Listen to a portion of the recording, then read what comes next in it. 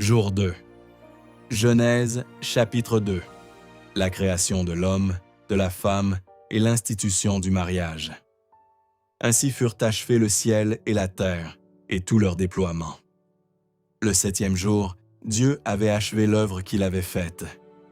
Il se reposa, le septième jour, de toute l'œuvre qu'il avait faite. Et Dieu bénit le septième jour. Il le sanctifia puisque ce jour-là, il se reposa de toute l'œuvre de création qu'il avait faite. Telle fut l'origine du ciel et de la terre lorsqu'ils furent créés. Lorsque le Seigneur Dieu fit la terre et le ciel, aucun buisson n'était encore sur la terre, aucune herbe n'avait poussé, parce que le Seigneur Dieu n'avait pas encore fait pleuvoir sur la terre, et il n'y avait pas d'homme pour travailler le sol. Mais une source montait de la terre et irriguait toute la surface du sol. Alors le Seigneur Dieu modela l'homme avec la poussière tirée du sol. Il insuffla dans ses narines le souffle de vie, et l'homme devint un être vivant. Le Seigneur Dieu planta un jardin en Éden, à l'Orient, et y plaça l'homme qu'il avait modelé. Le Seigneur Dieu fit pousser du sol toutes sortes d'arbres, à l'aspect désirable et aux fruits savoureux. Il y avait aussi l'arbre de vie au milieu du jardin, et l'arbre de la connaissance du bien et du mal. Un fleuve sortait d'Éden pour irriguer le jardin, puis il se divisait en 4 bras. Le premier s'appelle le Pishon. Il contourne tout le pays de Havila, où l'on trouve de l'or, et l'or de ce pays est bon, ainsi que de l'ambre jaune et de la cornaline. Le deuxième fleuve s'appelle le Gihon. Il contourne tout le pays de Couche. Le troisième fleuve s'appelle le Tigre. Il coule à l'est d'Assur. Le quatrième fleuve est l'Euphrate. Le Seigneur Dieu prit l'homme et le conduisit dans le jardin d'Éden, pour qu'il le travaille et le garde. Le Seigneur Dieu donna à l'homme cet ordre: tu peux manger les fruits de tous les arbres du jardin, mais l'arbre de la connaissance du bien et du mal, tu n'en mangeras pas, car le jour où tu en mangeras, tu mourras. Le Seigneur Dieu dit: il n'est pas bon que l'homme soit seul. Je vais lui faire une aide qui lui correspondra. Avec de la terre, le Seigneur Dieu modela toutes les bêtes des champs et tous les oiseaux du ciel, et il les amena vers l'homme pour voir quel nom il leur donnerait. C'étaient des êtres vivants, et l'homme donna un nom à chacun. L'homme donna donc leur nom à tous les animaux, aux oiseaux du ciel et à toutes les bêtes des champs. Mais il ne trouva aucune aide qui lui corresponde. Alors le Seigneur Dieu fit tomber sur lui un sommeil mystérieux, et l'homme s'endormit. Le Seigneur Dieu prit une de ses côtes, puis il referma la chair à sa place. Avec la côte qu'il avait prise à l'homme, il façonna une femme et il l'amena vers l'homme. L'homme dit alors: cette fois-ci, voilà l'os de mes os et la chair de ma chair. On l'appellera femme, Isha, elle qui fut tirée de l'homme, Ish. À cause de cela, l'homme quittera son père et sa mère. Il s'attachera à sa femme, et tous deux ne feront plus qu'un. Tous les deux, l'homme et sa femme, étaient nus, et ils n'en éprouvaient aucune honte, l'un devant l'autre. Fin du chapitre. Première partie. Résumé du chapitre. Le chapitre 2 complète le récit de la création, en portant un regard particulier sur l'origine de l'homme, de la femme et du mariage. Après avoir achevé son œuvre créatrice, Dieu se repose le 7e jour, qu'il bénit et sanctifie. Le Seigneur Dieu façonne ensuite l'homme avec la poussière du sol et lui insuffle dans les narines un souffle de vie. L'homme devient alors un être vivant. Dieu plante un jardin en Éden et y place l'homme pour qu'il le cultive et le garde.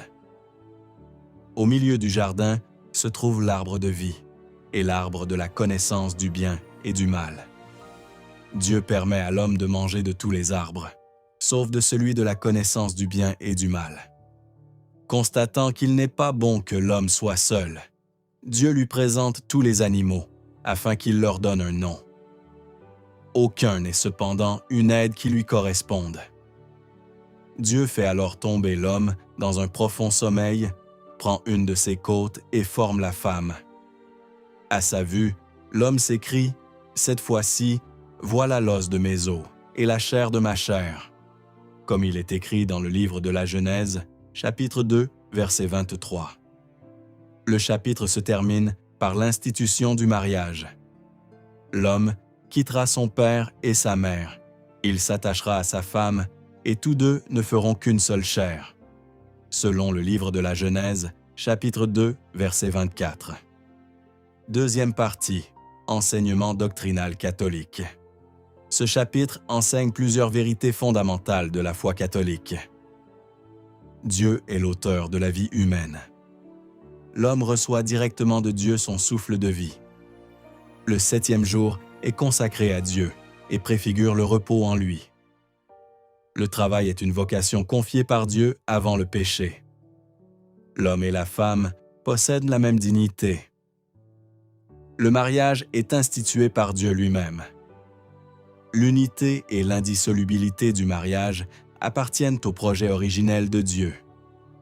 L'être humain est appelé à vivre en communion avec Dieu et avec son prochain. Troisième partie, ce que le chapitre révèle sur Dieu.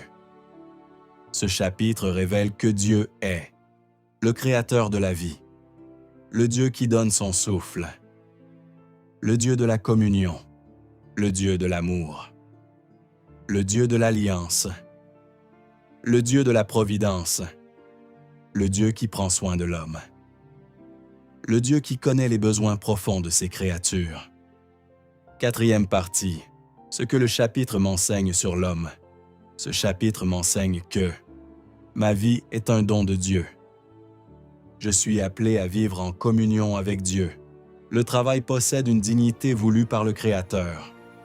Je ne suis pas fait pour la solitude. L'homme et la femme sont complémentaires. Le mariage est une vocation sainte. Je dois respecter la création qui m'est confiée. Cinquième partie, ce que le chapitre annonce ou révèle de Jésus-Christ. Le chapitre 2 de la Genèse annonce déjà le Christ de plusieurs manières. Adam est la figure du Christ, le nouvel Adam, comme on le lit dans l'Épître aux Romains, chapitre 5, verset 14, et dans la première lettre aux Corinthiens, chapitre 15, verset 45.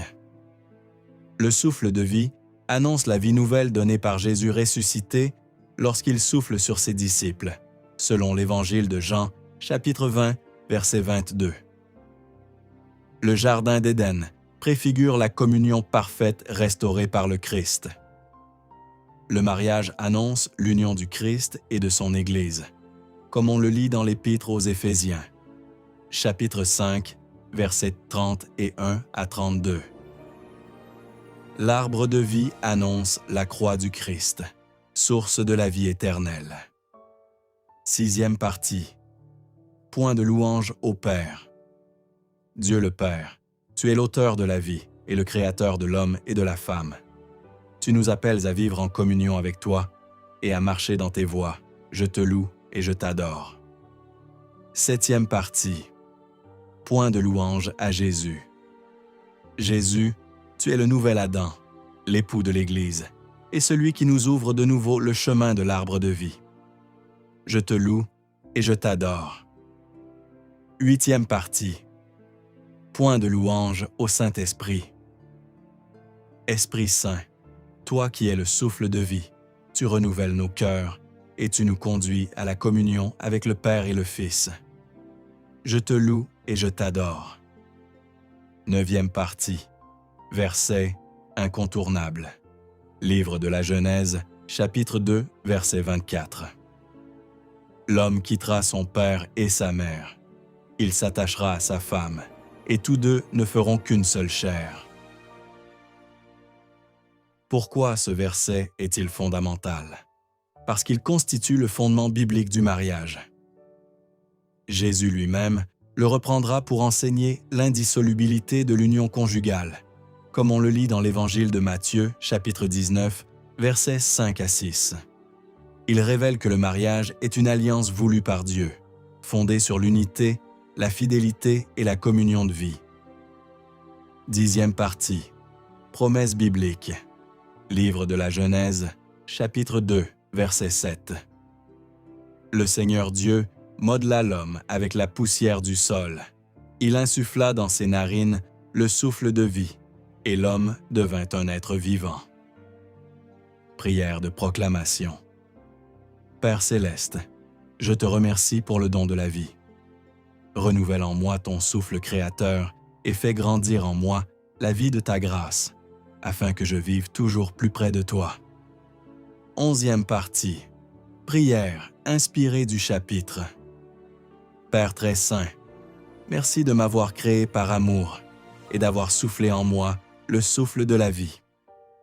Apprends-moi à vivre dans l'obéissance à ta parole, à prendre soin de la création et à aimer les personnes que tu places sur mon chemin. Bénis les couples et les familles et fais de nos foyers des reflets de ton amour. Par Jésus-Christ notre Seigneur. Amen. 12e partie. Comment utiliser ce chapitre dans ma prière et mon intercession? Je peux prier pour les couples et les familles, pour les futurs époux, pour les personnes seules, pour les enfants, pour les travailleurs, pour le respect de la vie humaine, pour les personnes en recherche de leur vocation, pour la protection de la création, pour les foyers en difficulté. 13e partie. Guérison dans ce chapitre. Pas de guérison physique notable dans ce chapitre. Le chapitre est consacré à la création de l'homme, la création de la femme, l'institution du mariage, la vie dans le jardin d'Éden. Aucune maladie ni aucune guérison physique n'y sont rapportées. Observation spirituelle.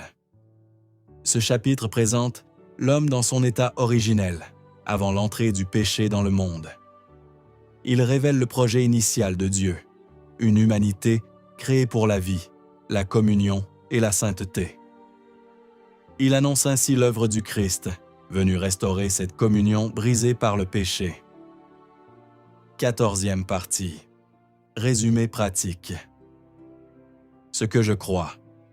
Dieu est le créateur de la vie. Je reçois mon existence de Dieu. Le mariage est une institution divine. Jésus est le nouvel Adam venu restaurer l'humanité. L'Esprit Saint est le souffle qui donne et renouvelle la vie. Ce que je dois vivre. Respecter la dignité de toute personne. Vivre dans l'obéissance à Dieu. Honorer le mariage et la famille. Prendre soin de la création. Chercher la communion avec Dieu et avec les autres. Ce que je dois retenir. Le chapitre 2 de la Genèse révèle le projet d'amour de Dieu pour l'humanité. L'homme et la femme sont créés pour vivre en communion avec leur Créateur, dans une relation de confiance, d'amour et de complémentarité. Le mariage est institué comme une alliance sainte, image de l'union que le Christ établira avec son Église. Ce chapitre nous rappelle que toute vie vient de Dieu et trouve son accomplissement dans la communion avec lui. Formule de conclusion. Père éternel, merci pour le don de la vie et pour ton dessein d'amour sur l'humanité. Fais-nous vivre dans la communion avec toi, à l'exemple du Christ, le nouvel Adam, et renouvelle en nous ton souffle de vie par l'Esprit Saint. Amen.